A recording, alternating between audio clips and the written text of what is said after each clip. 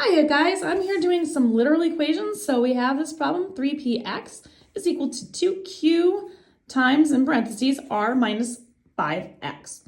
So what I'm going to do here is, in this case, I'm actually going to, again, we're trying to solve for x for these problems. So I am going to actually, in this case, do the distributive property. So I'm going to distribute this to this and then this to this. Again, my goal is to get x by itself. Now the x is attached to the 5 over here. It's also attached to this right here, which is that p3 and p are next to it. So I'm going to start by just simplifying this, the distributive. 2qr is 2qr. And then minus 5 times 2 is going to give me 10. And then we've got q and x. So that's the step 1 for me that I'm going to do.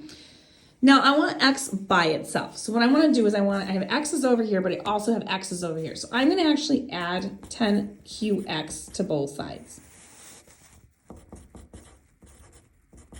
And when I do that, now I have 10qx plus 3px. And here, when I cancel these out, because they're positive and negative, they're opposite pairs, they're going to zero out, leaving me with just the 2qr.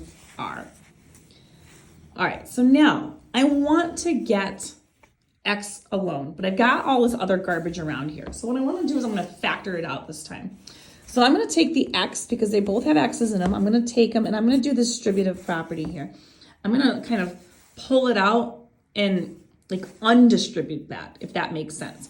So I'm factoring it out. I'm getting the x out over here because that's the only thing they have in common. And then what would I do to multiply the x to get 10qx? I'd have to multiply it times 10q to get 10qx. So I'm going to put 10qx here, or 10q, sorry.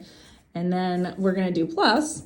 And then here, in order for me to get 3px, I'd have to multiply x times 3 and p. And then that's all set. And then on the other side here, I got 2qr. Now to get x by itself, I want to take all that stuff that's in the set of parentheses that I factored out with, and I'm going to divide both sides by 10q plus 3p. When I do that over there, I'm going to do that over here. And so I'm going to do 10q plus 3p. These wipe each other out, leaving me with 1. So that's 1x. And then all that you see right here is my remaining. Again, we can't do anything else with this because we don't have enough information to solve for this. So this would be my finalized answer for this question. If you want more questions like this, you can find them on my YouTube channel, You Want Algebra. Check them out under the literal equations section.